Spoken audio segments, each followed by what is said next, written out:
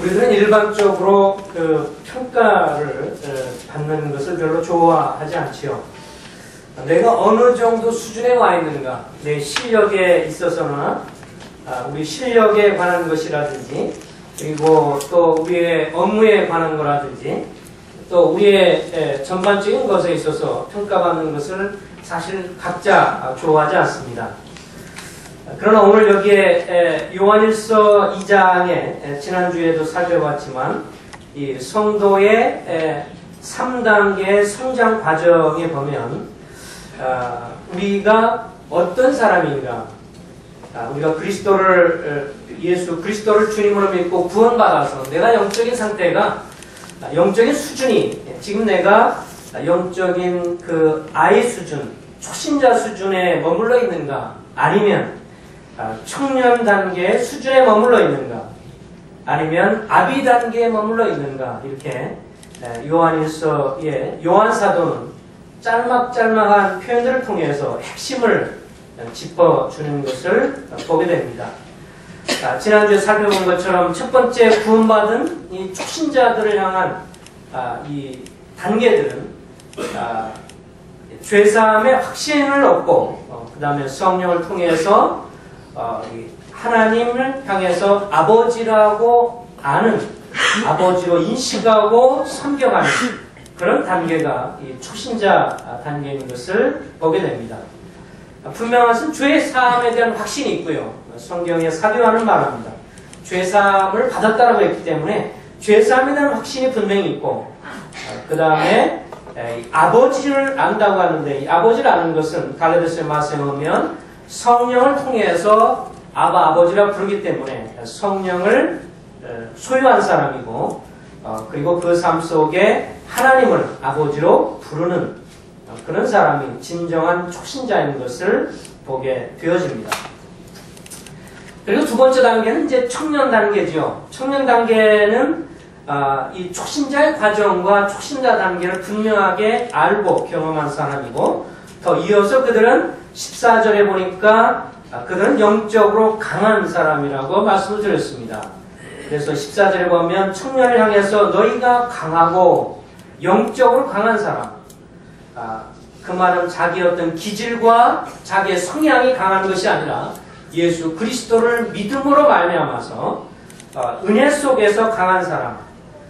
그래서 삶의 어떤 여러 가지 어려움들이 있다 할지라도 쓰러지고 넘어지고 그 가운데 머물러 있는 것이 아니라 주 안에서 강건하게 서 있는 사람. 그는 영적으로 강한 사람이다. 두 번째 특징은 오늘 여기 14절 말씀에도 또 나와 있는 것처럼 하나님의 말씀 안에 거하는 사람이라고 지난주에도 말씀을 드렸습니다.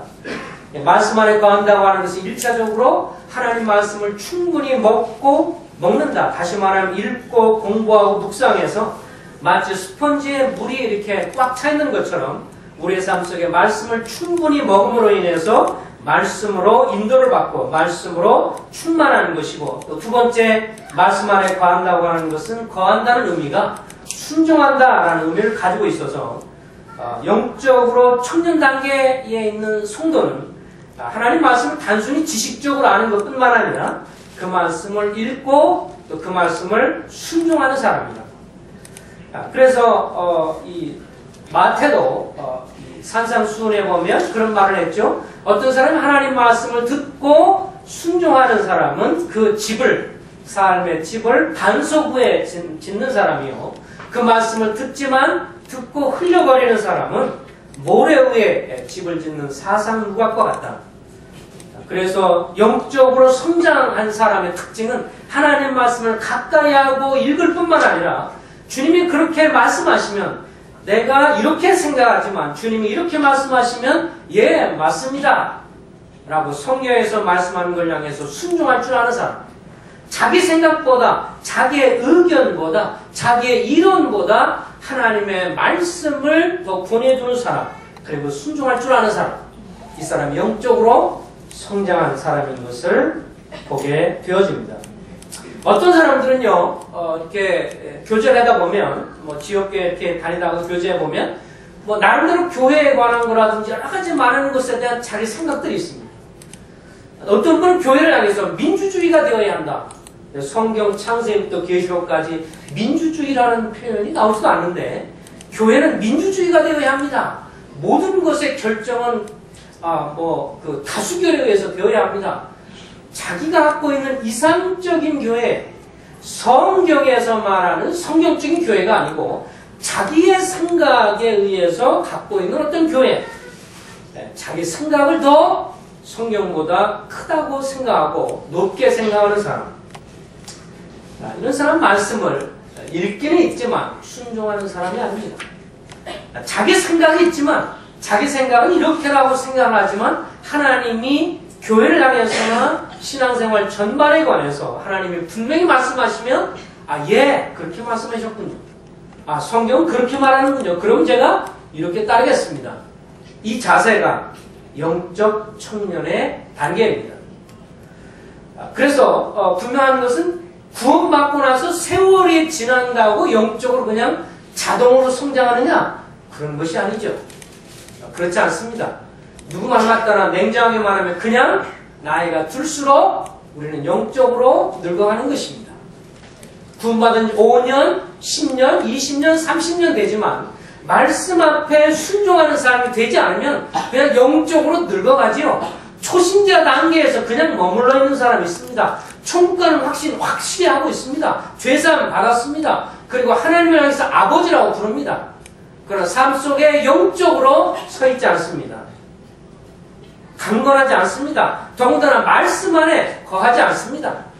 말씀 읽긴 있지만 가끔씩 어려울 때, 시간 날 때 있지 그 말씀이 정말 자기 삶의 중요한 요소라고 자기의 삶에 이것은 이 양식이라고 생각해서 관심을 갖고 우선순위를 갖고 읽고 또 그것을 향해서 순종하려고 하는 그런 자세를 보이지 않는, 그래서 구원은 받았지만 10년, 20년, 30년 지났지만 아직도 영적 어린아이, 초신자 단계에 있는 분이 있습니다. 청년 단계의 내용은 정말 귀중한 것입니다. 영적으로 강건한 사람, 그리고 하나님의 말씀 앞에 하나님 말씀 안에 거하는 사람, 그리고 세 번째로 오늘 14절에 보면 지난주에 하지 못한 건데 오늘 14절에 보면 이렇게 나와 있죠. 청년들아, 내가 너에게 쓴 것은 너희가 강하고 하나님의 말씀이 너희 안에 거하시며 너희가 흉악한 자를 이겼습니다. 세 번째로 영적으로 청년 단계에 계신 성도님의 특징은 영적으로 강하고 하나님 말씀 안에 거하고 세 번째로 흉악한 자, 사단을 이기는 자다. 다시 말하면 영적 투쟁을 계속하는 성도인 것을 말씀을 해주고 있습니다. 물론 예수 그리스도를 믿은 사람은 예수 그리스도를 믿음으로 인해서 처음으로 사단을 향해서 싸워서 이긴 사람입니다. 이 중에서 예수 그리스도를 통해서 구원받고 구원받음으로 사단의 권세를 이기지 않았다면 구원받지 못했을 겁니다. 사단이 본래 우리를 죄로 붙들고 이 사망의 권세를 붙들고 여러분과 나를 붙들고 있어서 그리스도의 복음의 광채를 비치지 못하게 했다가 하나님의 생명의 복음을 듣고 우리가 겸손한 마음으로 우리 자신의 죄를 회개하고 그리스도를 믿음으로 인해서 구원받았다고 하는 것은 십자가 못 박인 그리스도를 믿을 때 사단의 권세가 한번 파인 것이고 나의 개인적인 삶 속에서 사단의 권세를 싸워서 이긴 사람입니다. 하지만 구원받은 성도의 영적인 싸움은 거기서 끝나지 않죠. 자, 여러분과 나를 향해서 사단의 목적은 어떻게 하든지 간에 그리스도를 믿지 못하도록 최대한으로 방해를 했지만 여러분과 제가 그리스도를 믿었다면 이제 그곳에 작전은 실패했습니다. 그렇다면 그 다음 단계의 공격이 뭘까요? 그 다음 단계는 영적으로 우리가 서지 못하도록 하는 것입니다. 베드로전서 5장 8절에 보면 근신하라, 깨어라, 너희 대적마귀가 우는 사자같이 두루다니며 삼킬 자를 찾나니 너희는 믿음을 붙게 하여 저를 대적하라. 우리 에베소서를 한번 같이 찾아보겠습니다. 또 에베소 6장입니다. 우리 다 같이 한번 에베소서 6장.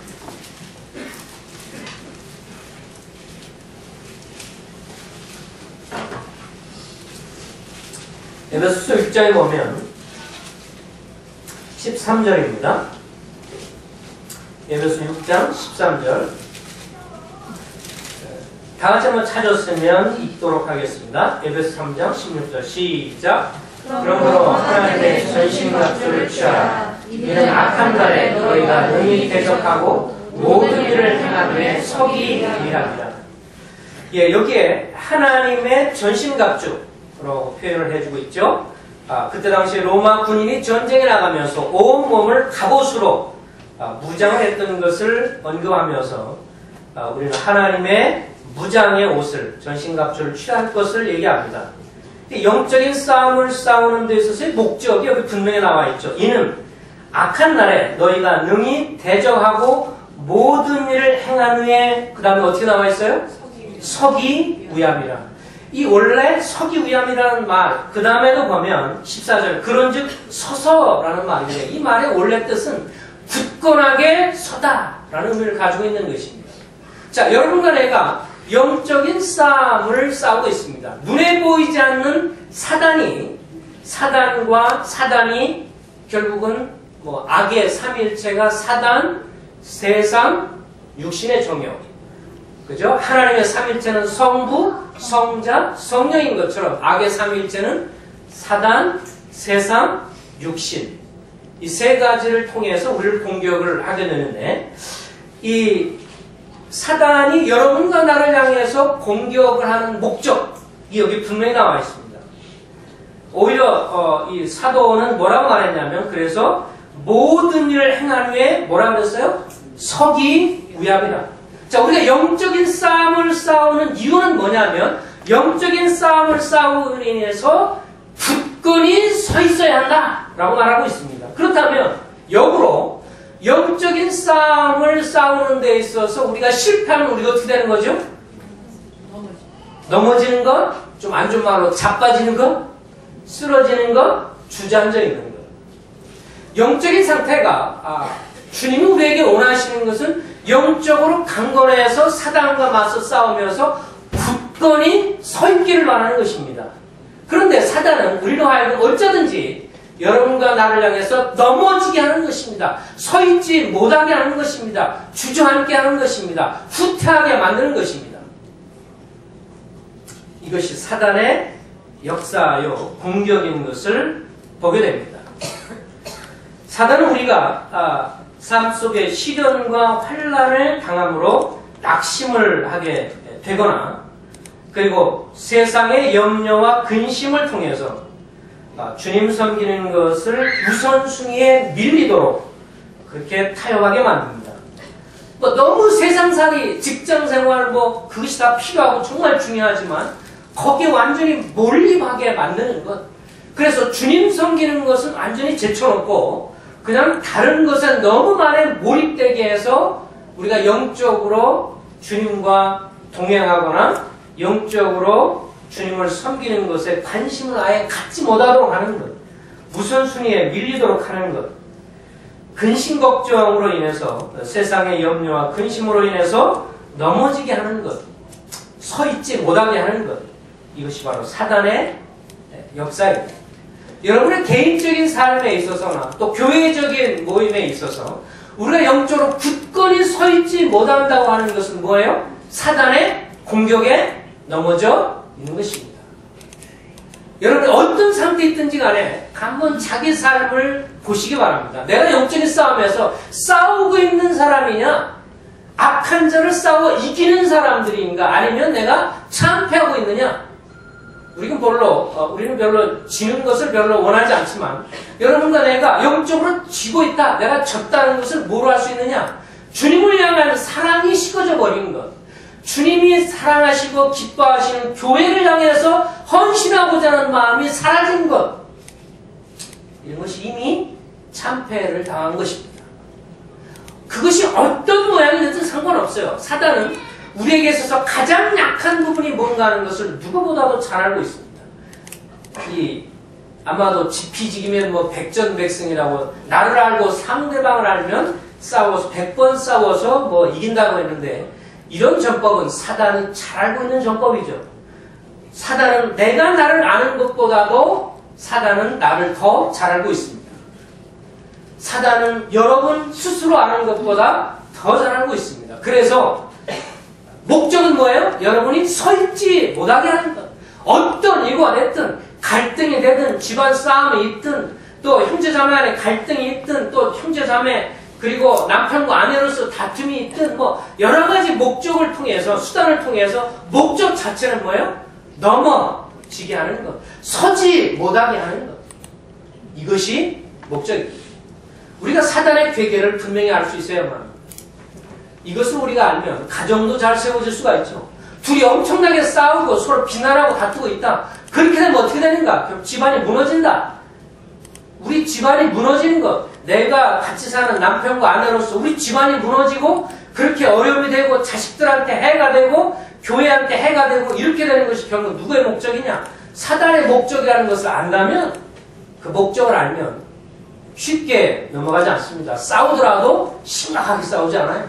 웬만큼 싸우다가 이렇게 둘이 싸워본들 누구에게 유익이 되겠는가 생각해서 멈춥니다.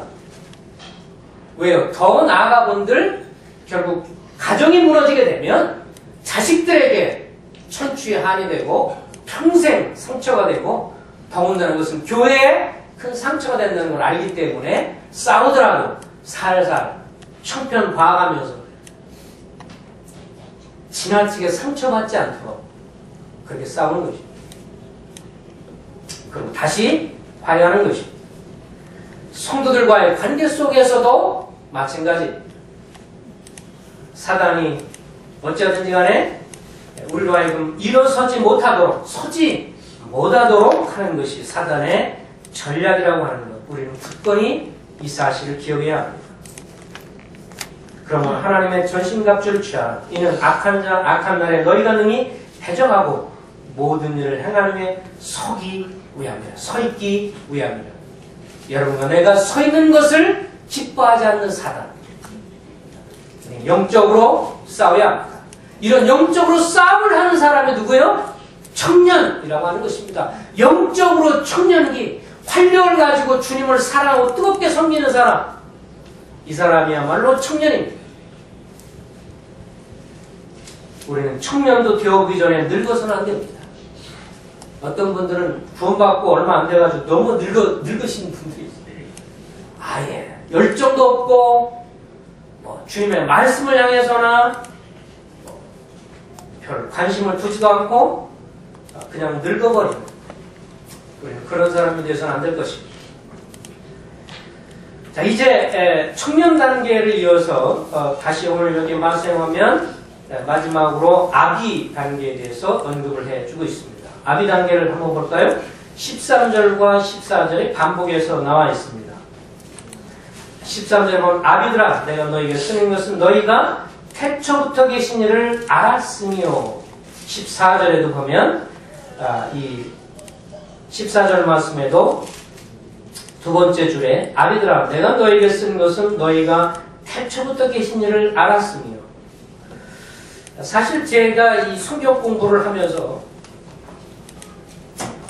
이 요한일서를 사실 작년부터 공부를 좀 하면서 묵상하고 이 말씀을 대하고 또 작년 가을쯤에 요한일서 강의를 훈련하면서 부탁을 받아서 이렇게 공부를 하면서 이 말씀을 읽으면서 참 저에게 어려움이었습니다. 특별히 아비 단계를 이렇게 묵상하는 데 있어서 참 요한 사도에게 지금이라도 좀 만나뵈면 좀 할 말이 좀 있고 요한 사도 옆에 있으면 좀 설명 좀 많이 좀 하시지요. 이런 제가 좀 질문을 꼭 하고 싶었어요. 뭐 좀 설명 좀 많이 하죠. 왜 이렇게 한 줄로 아비 단계를 이렇게 설명하십니까? 아비들아 여기 13절 14절에 보면 청년에 대해서 얘기할 때는 좀 막 보태고 설명을 했어요. 근데 아비를 얘기할 때는 똑같아요. 아비들아 그러면서 내가 너에게 쓰는 것은 너희가 태초부터 계신 일을 알았으며 또 14절에도 아비들아 내가 너에게 쓰는 것은 너희가 태초부터 계신 일을 알았으며 그래서 뭐 어쩌다는 거예요. 제 자신이 공부를 하면서 주님 앞에 주여 묵상하면서 뭐를 이 설명을 어떻게 하라고 이렇게 짧게 해놓으셨습니까? 참 나중에 주의 나라 가면 사도 요한을 만나뵈서 그렇게 할 말이 좀 적으셨습니까? 아리랑기를 좀 많이 설명을 해주시면 얼마나 설계하기도 편하고 좋을까요? 어느 날 이렇게 말씀을 묵상하면서 제 마음 가운데 주님이 깨우쳐 주시는 바가 있었습니다. 여기서 태초부터 계신 이를 너희가 알았다라고 하는데 태초부터 계신 이는요, 이 사도 요한이 잘 쓰는 표현입니다. 요한일서 1장을 좀 보시죠. 요한일서 1장에 보면 태초부터 있는 생명의 말씀에 관하여는 우리가 들은 바요, 눈으로 본 바요, 자세히 보고 우리의 손으로 만진 바라. 이 생명이 나타내신 바 된지라. 이 영원한 생명을 우리가 보았고 증언하여 너에게 전하노니 이는 아버지와 함께 계시다가 우리에게 나타나신 바 된 이시니라. 여기에 태초부터 있는 생명의 말씀, 누구예요? 예수 그리스도를 의미하죠.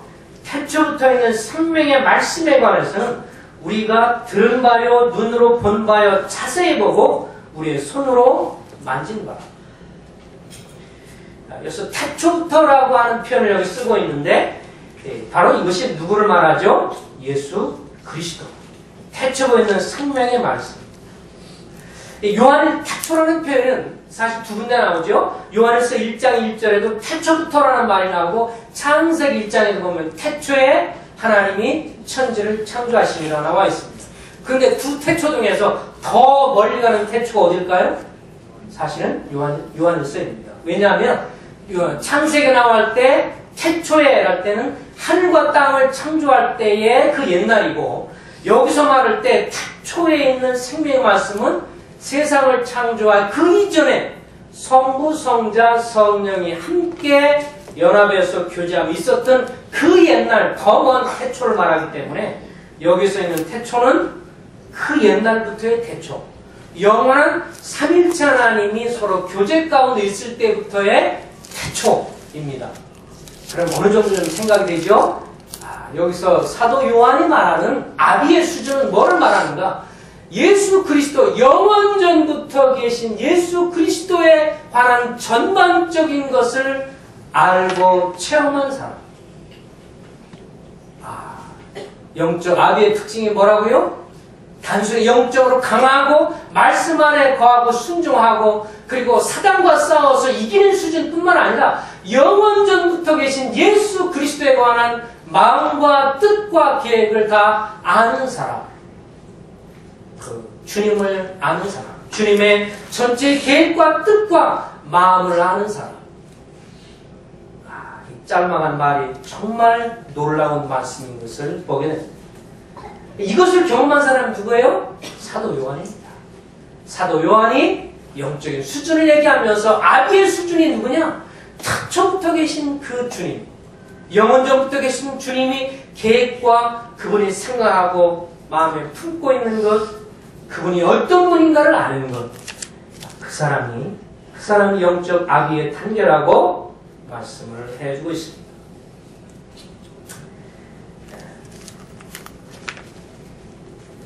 그래서 사도 바울도 빌립보서 3장 8절에 보면 자신의 생애 동안에 이 주님을 아는 것이 가장 중요하다고 고백을 했습니다.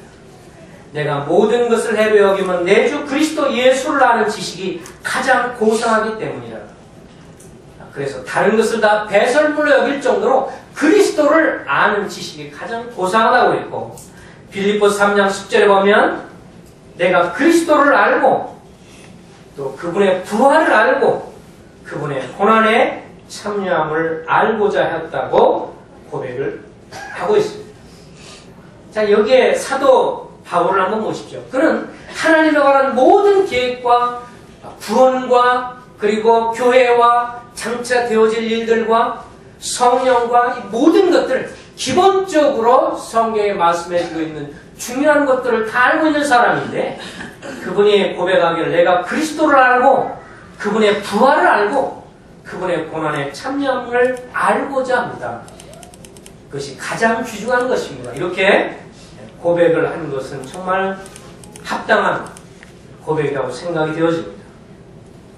여기서 그가 그리스도를 알고 그분의 고난을 알고 그분의 부활을 알고 그분의 고난에 참여함을 안다고 하는 이런 말씀은 우리 빌립보서 3장 말씀을 좀 확인하겠습니다. 빌립보서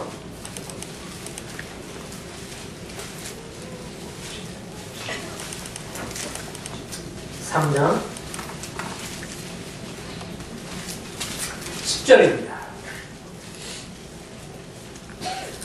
3장 8절부터 보면 또한 모든 것을 해로 여기면 내 주 그리스도 예수를 아는 지식이 가장 고상하기 때문이라. 내가 그를 위하여 모든 것을 잃어버리고 배설물로 여기면 그리스도를 얻고. 10절 내가 그리스도와 그 부활의 권능과 그 고난의 참여함을 알고자 하여. 우리말 성경에는 이제 한 말로 다 표현되어 있는데 이 말은요 안다는 것에 걸리는 것입니다. 내가 그리스도를 알고 내가 그리스도의 부활의 권능을 알고 내가 그리스도의 고난의 참여함을 알기 원한다. 이런 말씀입니다. 사도 바울은 삶 속에서 그리스도가 어떤 분인가를 정말 깊이 알기를 원했습니다. 단순한 지식으로가 아니라 삶 속에서 주님이 말씀하시고 주님이 선언하시고 주님이 어떤 분인가를 계시하는 것을 삶의 체험을 통해서 알기를 원했고 또 그 부활의 권능, 믿는 자 속에 역사되는 부활의 그리스도의 부활의 권능이 얼마나 놀라운가를 알기 원했고 또 그 고난에 참여하는 것이 무언가 하는 것을 알기를 원했습니다. 이 고난에 참여한다고 하는 것, 우리가 결코 그리스도의 대속의 고난은 참여할 수가 없죠. 그렇죠? 십자가에서 우리를 위해서 죽으시고 부활하셔서 우리 죄를 대속하는 죽음은 우리가 결코 그 고난에는 참여할 수 없지만 주님도 이 땅에 하늘에 속한 분으로서 땅에 속한 자가 아니고 하나님에 속한 자로서 우리의 신앙의 모범으로서 이 땅에서 고난을 받았으니 우리 믿는 자도 고난받는 것이 마땅하다라는 측면에서 볼 때 또 이 땅에서 그리스도의 복음을 증거하고 주를 드러내기 위해서 그리스도인으로 고난받는 것, 이 고난에 참여 이것을 알기를 원했다고 하는 건 놀라운 것입니다.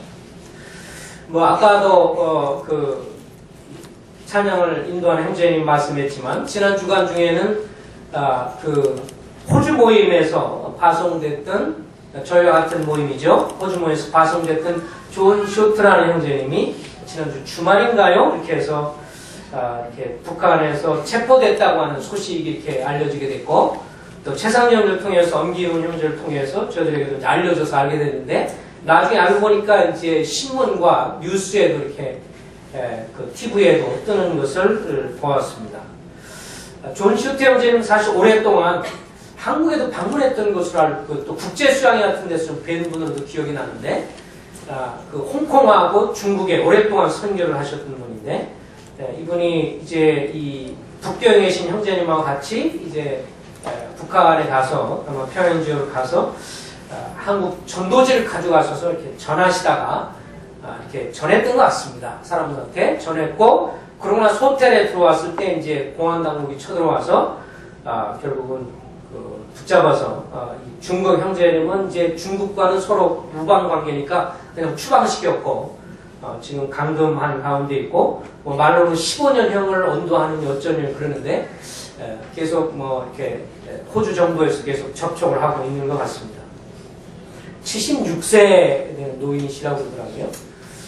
그걸 생각을 해보면 참 어떻게 보면 모르니까 더 담대하시고 또 인생이 얼마 안 남았다는 걸 아시기 때문에 그러셨는지 지금 북한에 가서 이렇게 전도지를 돌린다고 하는 것이 엄청난 일이고 해받을 게 뭔가를 아심에도 불구하고 아마도 이렇게 했다고 하는 것은 참 대단한 도전이 되고 참 우리가 복음을 증거하는 데 있어서 그렇게 가서 목숨 걸고 또 잡힐 거 뻔히 알면서도 전도지를 주다가 잡혔는데 우리 주변에서 우리는 복음을 증거할 수 있는 얼마나 놀라운 자유가 있는가.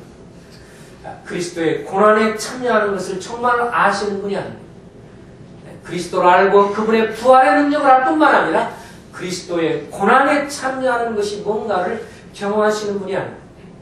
지금 아마 그 노종이 북한의 그 형편없는 감옥에서 추운 데서 고생을 하실 거라고 생각을 하는데 우리가 계속 그것을 생각하면서 기도하고 그분이 어떻게든 속히 이렇게 좀 추방이 되거나 그래서 이렇게 풀려나기를 위해서 기도하고 아울러서 그런 분도 어쨌든 이 한국 사람도 아닌 분이 북한에 가서 우리 동족한테 복음을 전하려고 하는데, 우리도 그런 걸 보면서 우리도 복음 증가하는 일에 더 매진을 해야 되지 않을까, 도전을 하게 되어집니다.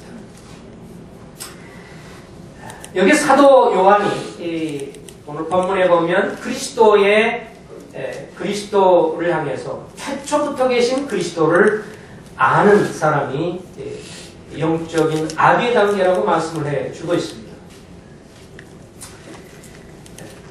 그러면 이 생각을 해보면 이 예수님이 어떤 분인가 하는 것을 사도 요한은 주님과 함께 과하면서 여기에 주님을 만났고 만졌고, 그리고 주님의 마지막 날도 주님의 품에 기대어서 누가 주님을 배척할까라고 이 주님의 기대어서 심장 고동 소리를 들었던 이 사도 요한, 그가 주님으로부터 직접 하셨던 말씀들, 주님 자신이 나는 이렇다라고 말씀하셨던 그 주님을 분명하게 누가 알고 경험한 놀라운 영적인 선배요 선진인 것을 보게 되죠. 그가 사도 요한 젊은 시절에 20대 젊은 나이에 주님을 만났고, 그리고 주님을 따랐고, 이제 그의 나이 80세가 넘어서 노장에 대해서 이 요한일서를 쓰면서 그렇게 말을 해주고 있는 것입니다. 영적 아비의 사람은 창조주, 처음부터 계신 주님을 아는 사람. 그가 경험했던 주님은 어떤 분이었을까요? 요한복음서에 보면 주님이 직접 하신 말씀들을 사도 요한은 들었고 그것을 기록했고 그 주님을 경험해서 아는 사람이었습니다. 그가 들었던 주님에 관한 것이 어떤 것이었죠? 요한복음 4장 14절, 6장 35절에 보면 주님은 영생의 샘물이자 생명의 떡이시라고 하는 것을 그는 잘 듣고 알고 경험한 사람입니다.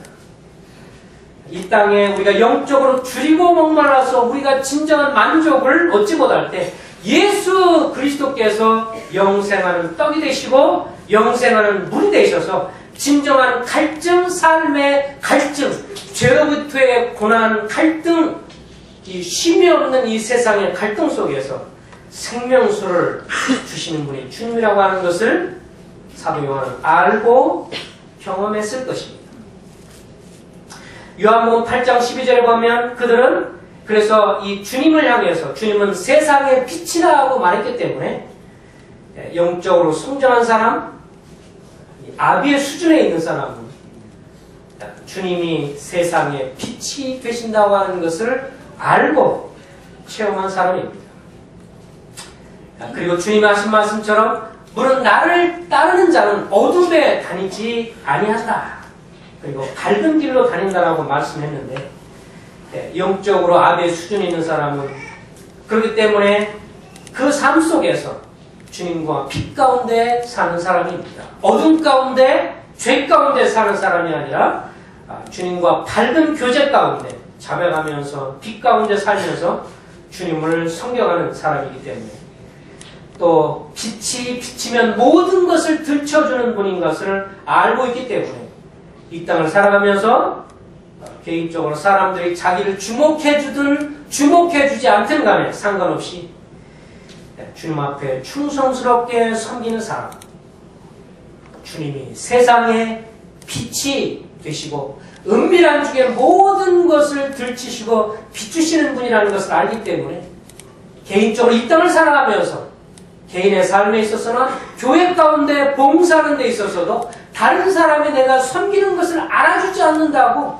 또 그것을 주목해주지 않는다고 섭섭하다고 그렇게 말하지 아니하고 잠잠히 섬겨하는 사람, 태초부터 계신 주님을 아는 사람입니다. 자신이 자신의 모든 상황을 빛 대신 주님이 다 알고 계신다는 걸 알고 있기 때문에 그렇기 때문에 낙심하고 좌절해서 뒤로 물러나지 않는 사람입니다. 요한복음 9장에 보면 사도 요한은 어떤 주님을 경험했나요? 주님이 안식일날 맹인의 눈을 뜨게 해줬습니다.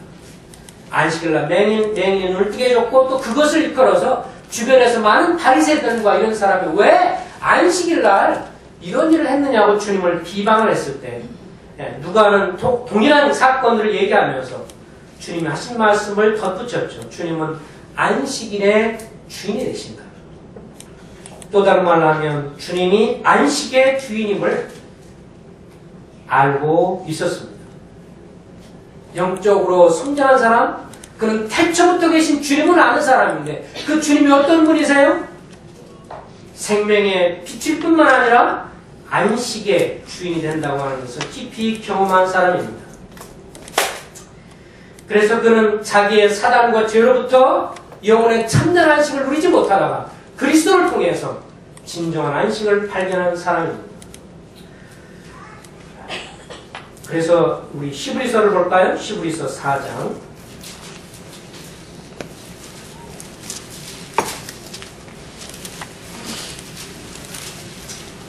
히브리서 4장 10절에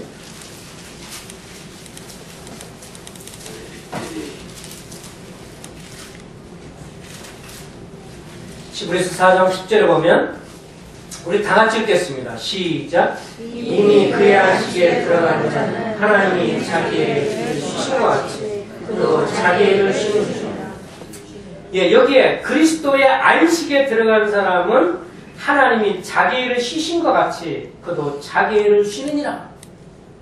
그래서 주님이 안식일 날 일부러 일하시는 것은 사람들 하여금 뭘 알길 원했죠? 주님께서 안식일의 주인이요 주님만이 진정한 안식을 주시는 분이라는 것을 가르쳐 주셨습니다.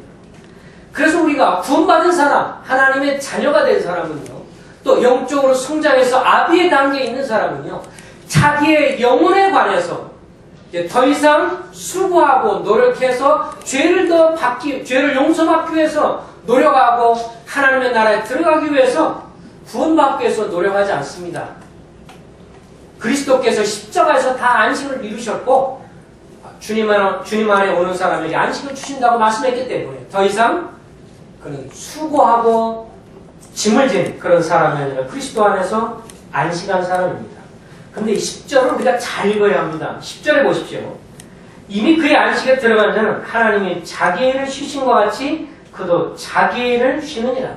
그런데요, 자 보세요. 영적으로 아비된 사람의 특징은 자기 영혼의 구원에 관계돼서는 쉬지만 아버지 하나님 그리스도의 마음을 알아서 다른 사람의 영혼에 관계돼서는 열심히 일하는 사람입니다.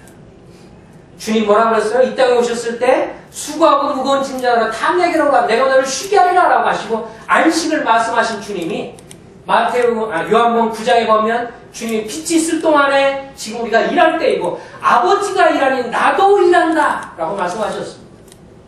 어떤 사람은요 구원받고 나서 이래요. 이렇게 말하죠. 시간 지나면 우리가 수고할 필요가 없어요. 우리는 다 안식해야 돼요. 그리스도 안에서 안식을 해야죠. 쉬어야죠. 무슨 봉사, 수고, 육신적으로 살면 안 돼요. 성령 안에서 안식하시고 누리는 삶을 사십시오. 예, 반은 받고 반은 틀립니다.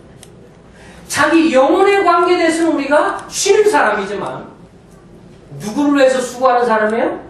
주를 섬기기 위해서 다른 사람을 섬기기 위해서는 수고하는 사람. 아버지께서 지금까지 일하시니 나도 일한다. 아비 마음을 가진 사람이 누굴까요? 아비의 단계에 있는 사람이 누굴까요? 자기 영혼의 안식, 자기가 주님 안에서 안식하는 것만으로 만족하지 아니하고 다른 성도들, 나보다 더 영적으로 어리거나 침체되어 있는 사람이 어떤 상태에 있는지를 살피고 그를 위해서 기도해주며 그를 섬기고 격려하기 위해서 애쓰고 힘쓰는 사람들. 이 사람이 진정한 안식을 누리는 사람입니다. 자기를 향해서는 안식하지만 다른 사람을 위해서는 섬기는 사람. 이 사람이 진정한 아비의 마음을 가진 사람이요 태초부터 계신 주님을 주의 마음을 가진 사람입니다. 주님이 어떠셨어요? 이 땅에 계실 동안에 불신자들 보실 때는 늘 불신자를 볼 때는 어떻게 했어요? 저들 향해서 긍휼히 여기시고 불쌍히 여기셔서 세상 사람을 향해서는 계속 복음을 증거하는 것에 힘을 쓰셨고 믿는 성도를 향해서 두려워하지 마라, 근심하지 말라. 그리고 격려하시고 세우시고 때로는 책망하시고 권면하시고 세우시는 주님, 주님의 마음을 가진 사람, 아비의 마음을 가진 사람, 그 사람은 자기의 영혼을 향해서는 쉬지만 다른 사람을 위해서는 끊임없이 기도하려고 애쓰고 끊임없이 수고하려고 애쓰고 주 안에서 진정한 열심을 가진 사람이 아비의 단계에 있는 사람입니다. 주님, 교회에 이런 아비 같은 분들이 많기를 원하십니다. 구원받은 초신자로 머물러 있고 청년 정말 놀라고 귀합니다.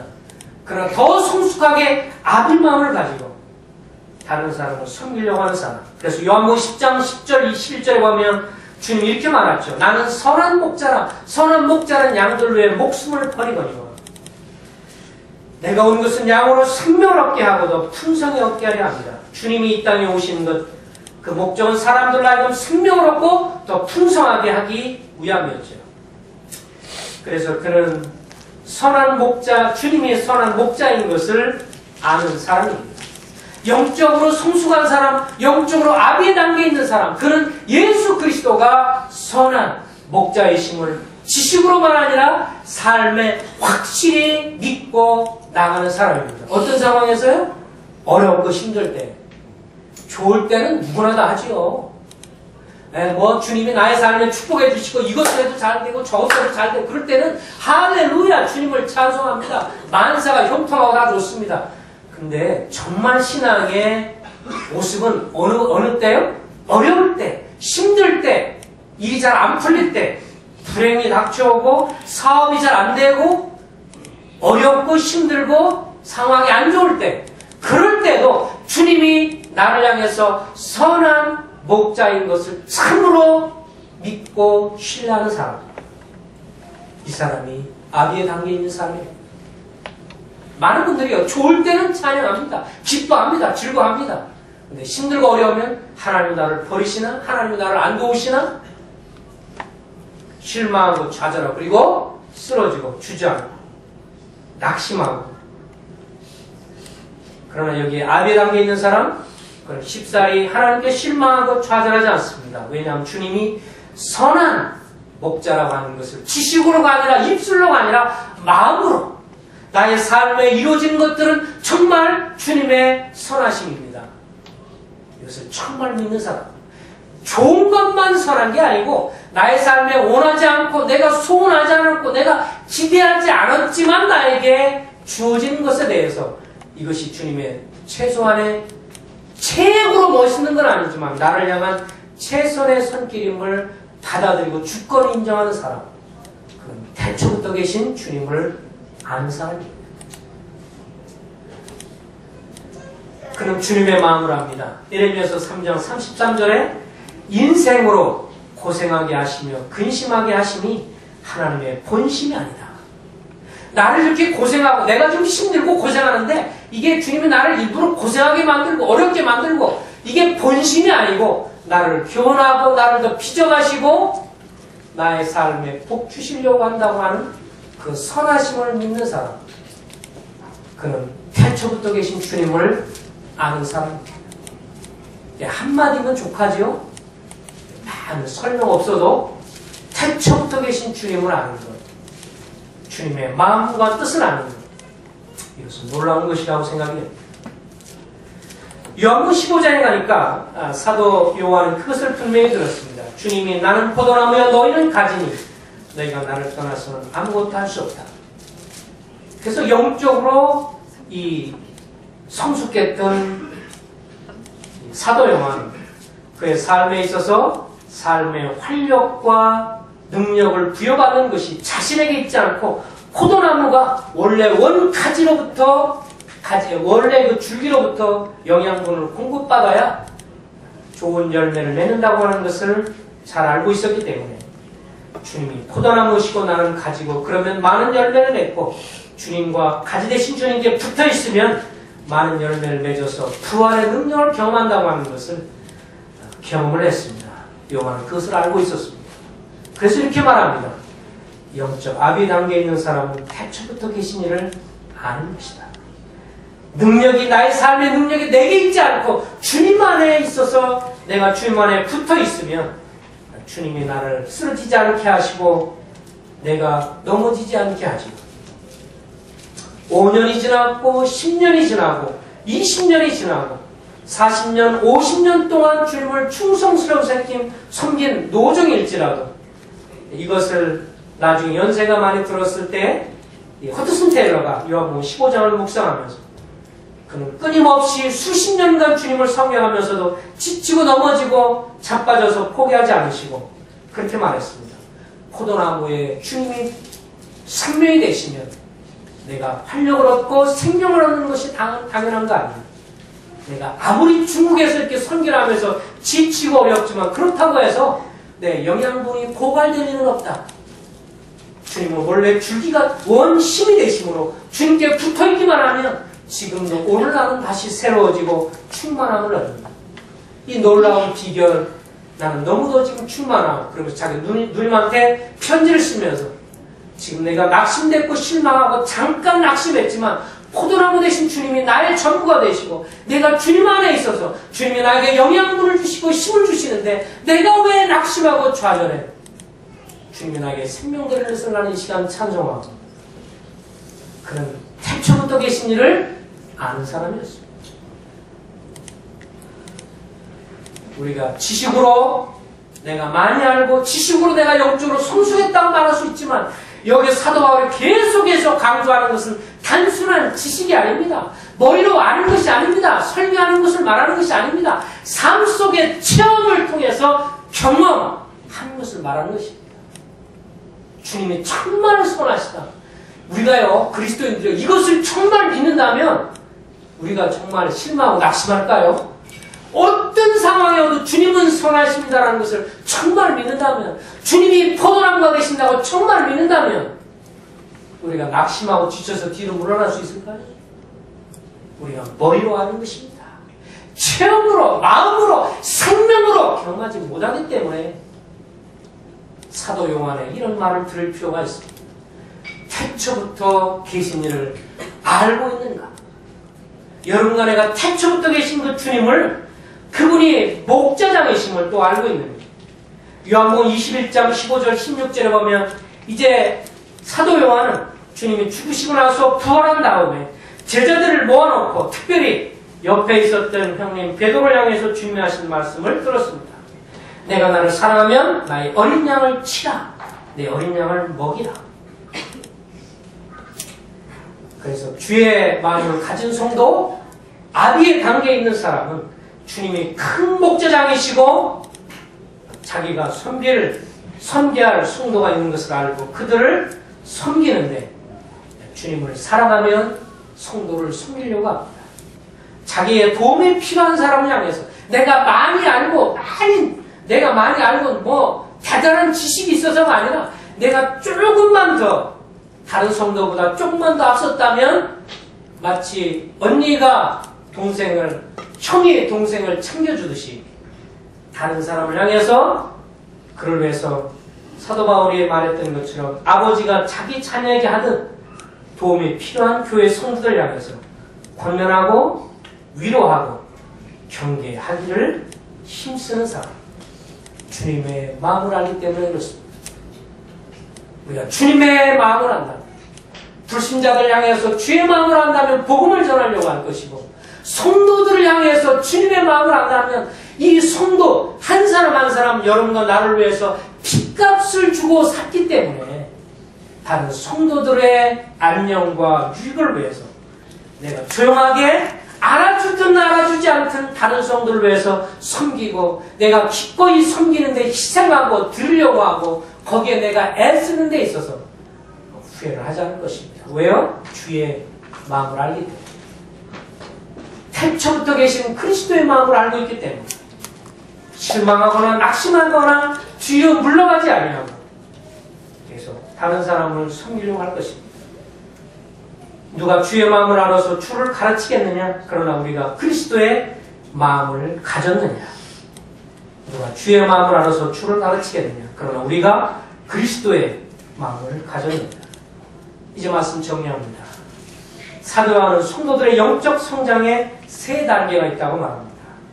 초신자 단계는 죄사함의 확신을 얻고 성령이 안에 거하심으로 성령의 역사를 경험하면서 하나님을 아버지로 아는 초신자 단계입니다. 청년 단계는 말씀을 가까이 하고 순종함으로 영적으로 강하고 사단과의 싸움에서 승리하고 계속 영적인 싸움을 싸우는 청년의 단계.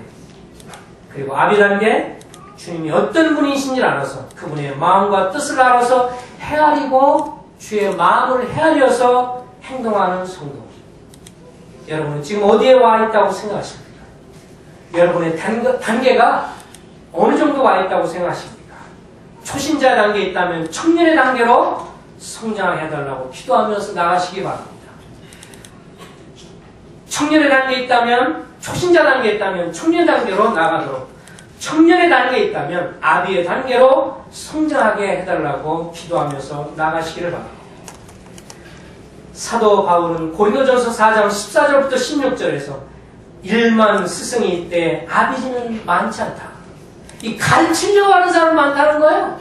스승이 1만 명이나 되는데 아비는 적다. 너도 나도 가르치려고만 하고 자기가 대단히 배운 거라고 얘기해서 1만 스승이 있으되 아비는 많지 않다.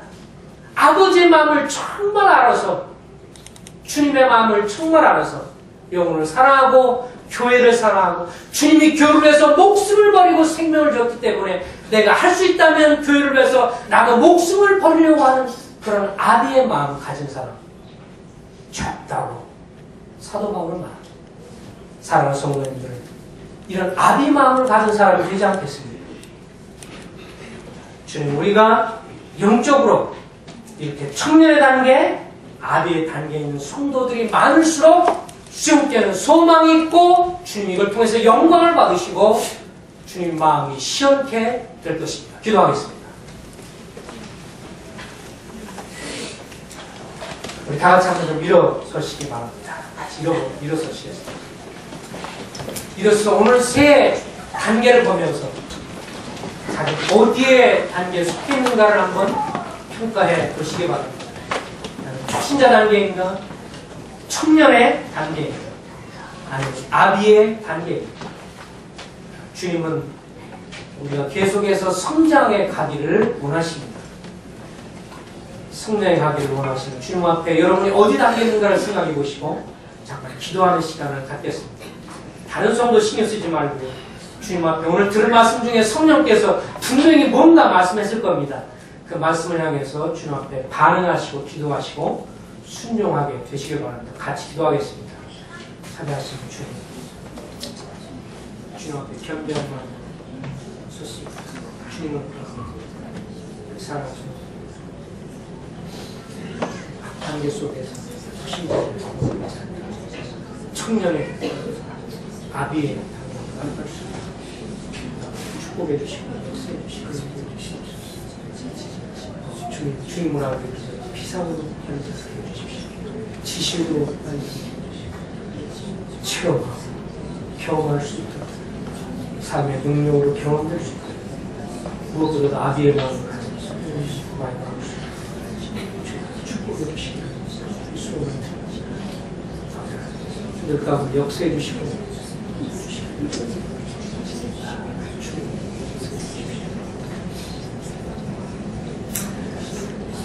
아버지 하나님,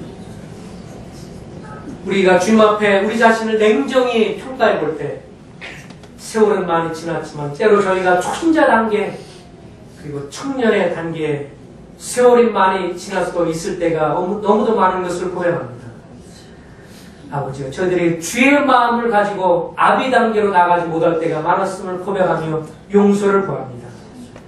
걸어가신 아버지 하나님, 저희들을 축복해 주시고 인도하셔서 거룩한 열정, 영적인 진정한 성장을 위한 열정들이 우리 교회 가운데 회복될 수 있도록 축복해 주시옵소서. 아멘. 사단이 열심을 빼앗는 그 열심에 빼앗기는 자들이 되지 않게 하시고 눌러앉아서 쓰러지고 넘어져서 일어서지 못하는 그런 성도들이 한 사람도 없도록 축복해 주시옵소서. 아멘. 이 사단과의 싸움에 포기하지 말게 하시고 일어서 싸우며 기도하며 교회를 위해, 자신을 위해, 하나님 나라를 위해 분연히 일어서는 성도님들이 될 수 있도록 축복해 주시고 영적으로 계속 성장하고 청년의 단계, 아비의 단계로 나가는 성도님들이 많아질 수 있도록 축복해 주시옵소서. 아멘. 예수 그리스도의 이름으로 통하며 기도합니다. 아멘.